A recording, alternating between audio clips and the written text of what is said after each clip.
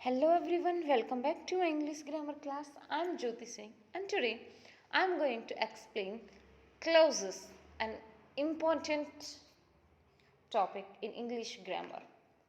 So what are clauses? Clauses. A clause is a group of words with its own subject and finite verb.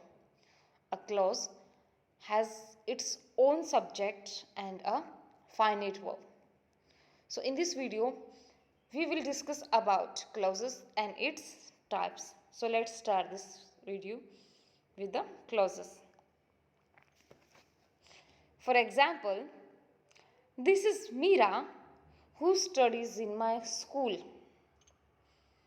Next, Neha wanted to complete the work before she went out with her friends.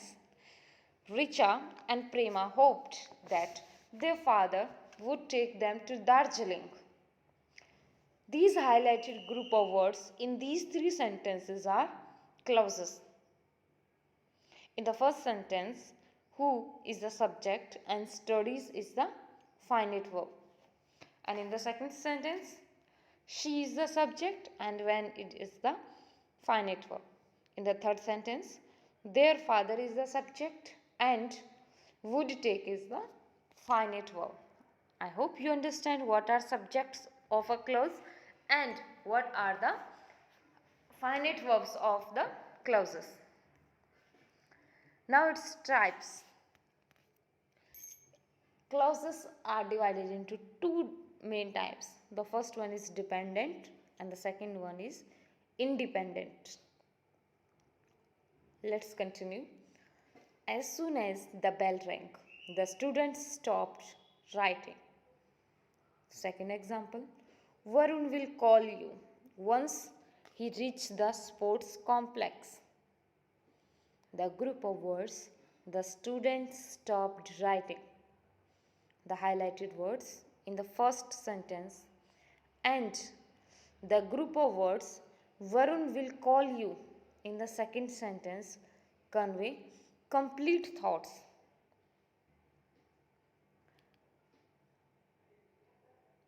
And can stand by themselves. These two sentences, these two group of words are complete in itself. And these type of clauses are called main clauses or independent clauses. Independent, which is free from others, which is independent. And the next, as soon as the bell rang, contains a subject and a finite verb, but it does not convey a complete thought. We do not know what happened as soon as the bell rang. As soon as the bell rang, it means a sentence which is incomplete. We do not know what happened as soon as the bell rang. We need some extra things. We need the answer. What happened? So that this is dependent. And this group of words is dependent on the students stopped writing. Further, similarly, although the clause once he reached the sports complex contains a subject and a finite verb, it does not convey a complete thought. Similarly, in the second sentence, once he reached the sports complex, the highlighted group of words is also dependent because it does not convey a complete thought. This is incomplete in itself, although it has a subject and a verb. So the highlighted clauses in the two sentences cannot stand by themselves. They need another clause to convey a complete thought, and such clauses are called subordinate or dependent clauses. Subordinate clauses or dependent clauses are same. An exercise time, exercise A. Read these sentences and write whether the underlined clauses are independent clause. If underlined clause is independent clause, write IC, or dependent clause is DC. One has done for you. The first one, when the little boy saw the horse, he started crying. The underlined group of words is dependent clause because we don't know what happened the next. Second, Neeta walked to the library, which was near her house. Neeta walked to the library is independent clause because a clear or a complete answer is conveyed. Number 3, did you like the dress which you bought yesterday? A dependent clause because we don't know, because this group of words does not convey a message, does not convey the complete thought. Number 4, the boys shouted with joy when they won the match. The boys shouted with joy. A complete sentence. It means independent clauses. Number 5, I could not lift the box which was quite heavy. Which was quite heavy. It means dependent clause. Number 6, Ritika waited patiently till she was called. Ritika waited patiently is the independent clause. It does not need any extra explanation. It is complete in itself and can stand alone. That means independent clause. Number 7, father asked the stranger if he wanted any help. If he wanted any help is the dependent clause because no clear thought is conveyed. Number 8, mother told Sunita that time is precious. That time is precious is dependent clause because this is begin by the word that. Now next, difference between a phrase, a clause and a sentence. So here is the table where you can find that what is the basically difference between the three: phrase, clause and sentence. So what is a phrase? A group of words which does not have its own subject and finite verb. For example, pretty flowers. There is no subject or no finite verb, only pretty flowers. It means a phrase. Next, clause. What is the clause? A group of words with its own subject and finite verb. And a clause has its own subject and a finite verb. For example, which is made of pretty flowers. Which is the subject and is made is the finite verb. Now the next is sentence. A group of words with its own subject and finite verb. And a sentence has its own subject and its own finite verb. For example, I carried a bunch of pretty flowers. Now come to the next phrase. May or may not contain a finite verb. A phrase may or may be not contain a finite verb. For example, made of pure gold. Made is the finite verb.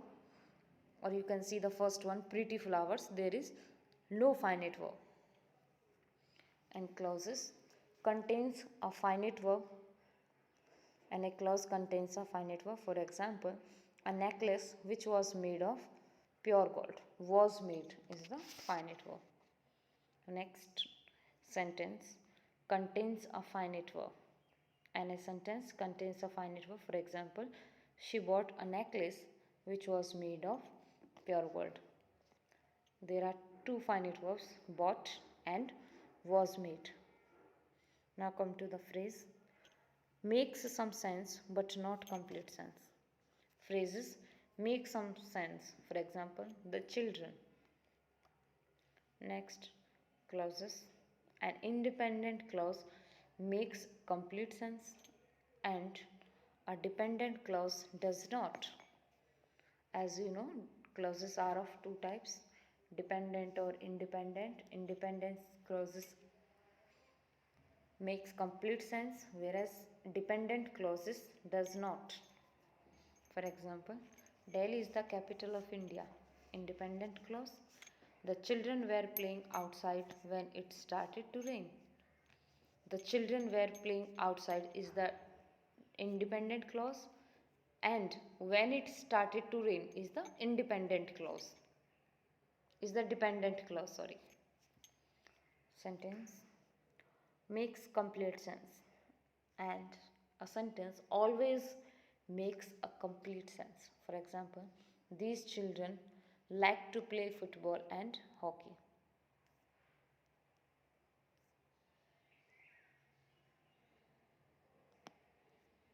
For example, exercise B.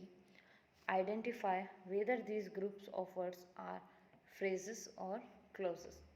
One has been done for you. The earth is a planet. Clause. My friend Raman. Phrase.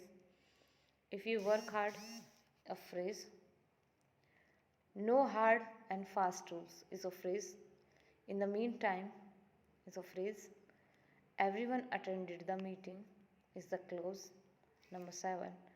These new books is a phrase.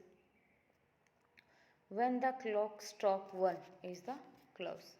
So exercise B is completed here. Now the next types of clauses. The subordinate or dependent clauses is of 3 types. Adjective clause, adverb clause and noun clause. So let's start the first one, adjective clause. What is an adjective clause?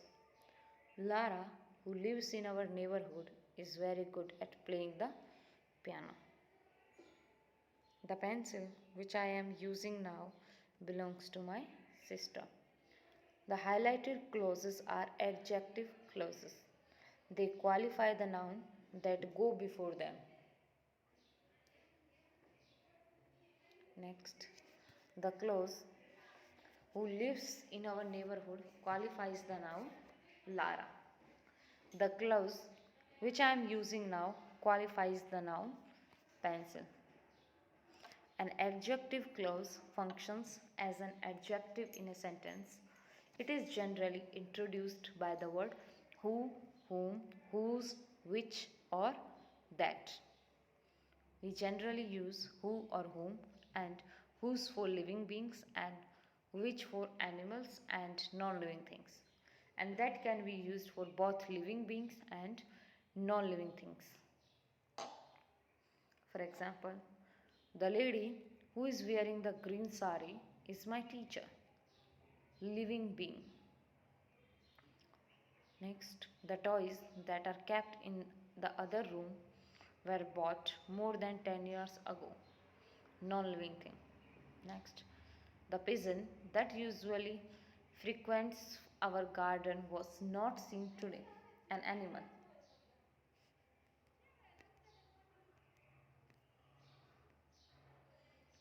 Now exercise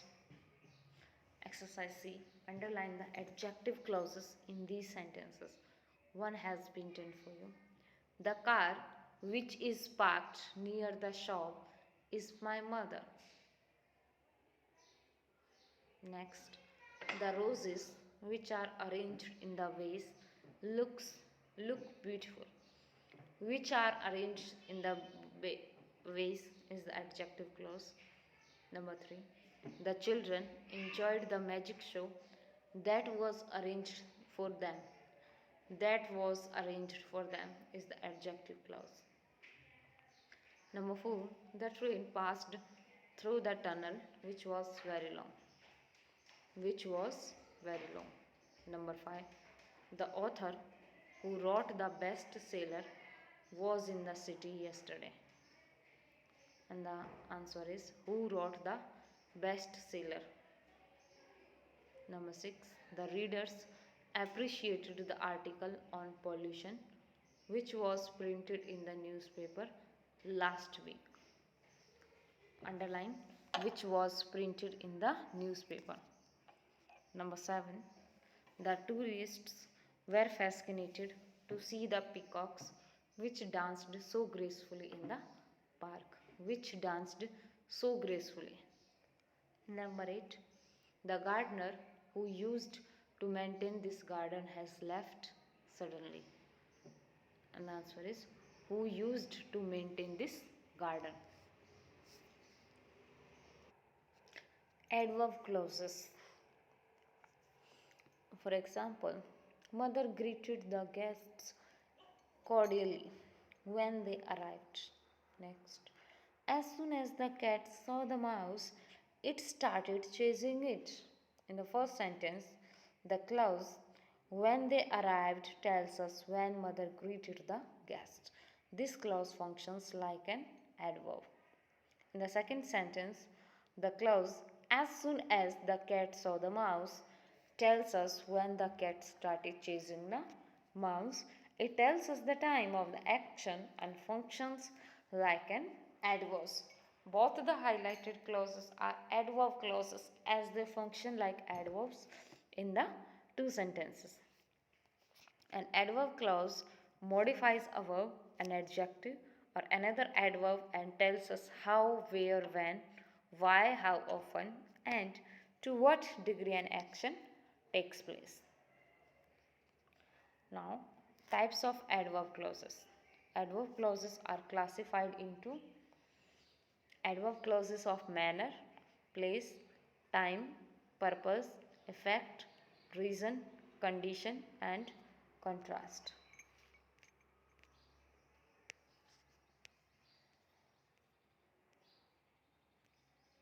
Here is a list of conjunctions which introduce the different types of adverb clauses. First one is adverb clause of manner. These are as if, like. Adverb clause of place, where, wherever, anywhere, everywhere. Adverb clause of time, when, while, as soon as, since, after, before, as, whenever, till, until, no sooner than, hardly when, scarcely when, etc. Adverb clause of purpose, so that, in order to, in order that, lest. Adverb clause of effect, so that, such that. Adverb clause of reason, because, since, as. Adverb clause of condition, if, unless. Adverb clause of contrast, although, thou, while, even if, even though. So here this table is completed. I hope this table will help you to understand adverb clauses of time, place, purpose, effect, reason, condition, and contrast. Now it's exercise time. Exercise D. Complete these sentences with suitable adverb clause. One has been done for you. The students went home dash after completing their pending work. Number 2. The customers came into the shop as soon as it opened. Number 3. Usha argued so well that everybody fell silent. Number 4.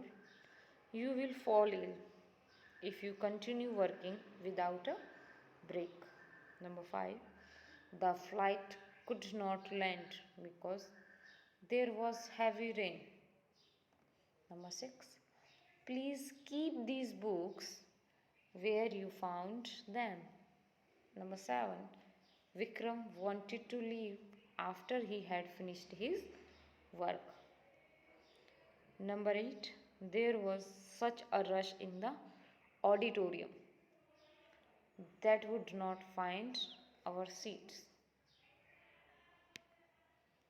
Now come to the next type of clauses, and this is noun clauses. The teacher thought that the students understood the topic. Next, the lawyer knew that Manish was telling the truth. Highlighted clauses are noun clauses. Noun clauses works as a noun in the sentence. Further, a noun clause functions as a noun in the sentence. It can function as the subject of the verb, object of the verb, the complement of the verb, or the object of a preposition. For example, that Sheila is ideally suited to be a doctor is beyond question. Subject of the verb is. Next, we thought that the information was not correct. Object of the verb thought. Next, it seems that the match has been postponed. Complement of the verb seems. Next, we were greatly moved by what the stranger told us. Object of the preposition by. A noun clause is introduced by the word that or a question word such as why, how, what, or when, or if, whether. For example, I wonder why he is behaving in this manner. Next, do you know when the power supply will be restored? Next, Deepika asked her mother if she wanted anything from the market. Now it's exercise time. Exercise E. Complete these sentences with suitable noun clauses. One has been done for you. It appears that the participants did not practice well for the function. Number 2, Jan believes that her brother is very talented. Number 3, mother is convinced that the dog is behaving oddly. Number 4, that Annie was telling a lie was evident. Number 5, we could not accept what he told us. Number 6, Uncle John asked the shopkeeper when he was planning to renovate the shop. Number 7, the story that Granny told us was really entertaining. Number 8, you must decide where you wish to study. Now, exercise E is completed with suitable noun clauses. I hope you understand all these 3 types of clauses. Now take a quick recall of clauses and their types.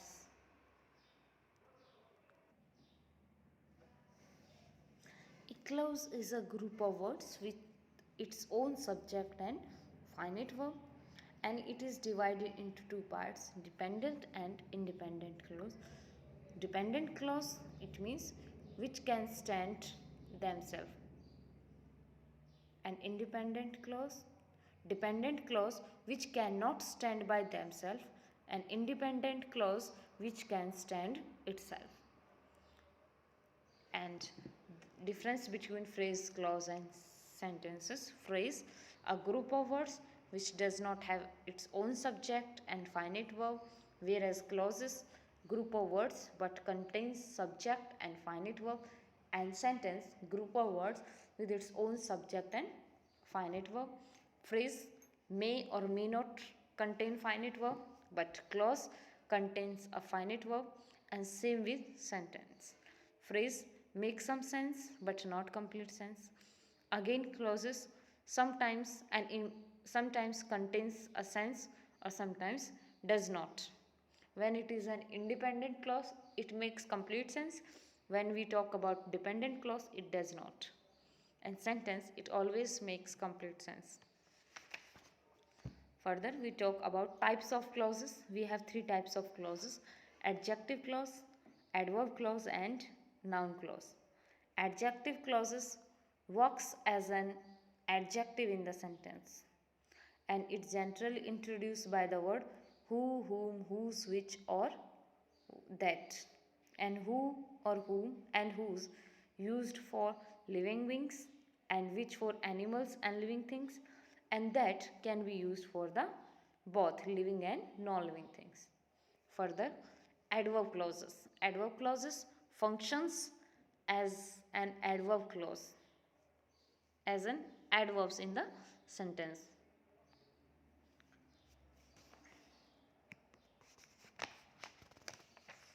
And adverb clauses are classified into manner, place, time, purpose, effect, reason, condition, and contrast. And then last one is noun clauses. Noun clauses functions as a noun in a sentence, and it can function as the subject of the verb, object of the verb, complement of the verb, or the object of a preposition. And a noun clause is introduced by the word that or a question word such as why, how, what or when, or sometimes if or whether. So your clauses, topic clauses is completed here. I hope you understand clauses, their types, dependent, independent, and the three main types. Thank you for watching this video, and this video will help you in your examination and improve your English grammar. Thank you for watching this video.